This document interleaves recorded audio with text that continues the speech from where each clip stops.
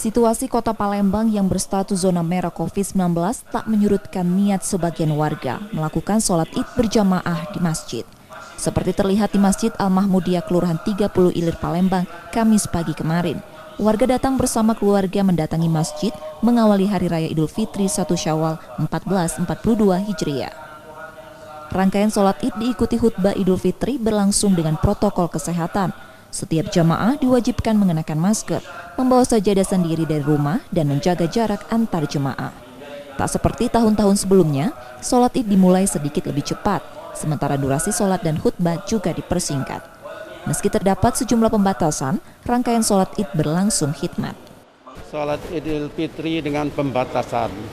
Jadi semuanya kita batasi dengan aturan-aturan yang protokol kesehatan yang ketat. Kita batasi kapasitas jemaah yang akan sholat Idul Fitri di Masjid Besar Al-Mahmudiyah, terutama di ruang utama, ruang sebelah kanan dan ruang sebelah kiri. Gitu. Durasinya lebih cepat, 20-30 menit. Sudah kita koordinasi dengan penceramah Idul Fitri pada hari ini.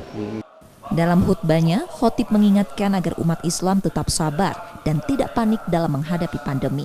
Di momen Idul Fitri, muslimin diminta untuk menjaga kesehatan diri dan keluarga, serta berdoa agar pandemi COVID-19 segera berakhir.